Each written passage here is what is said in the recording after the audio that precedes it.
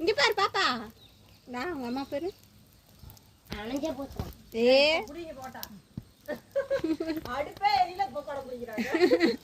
இந்த பிள்ளை தேங்காய் பிடிச்சிட்டு இருந்தா போதும். உங்க அம்மா மெயினா அவங்க புள்ள பிடிக்கிறதான் பார்க்கும்.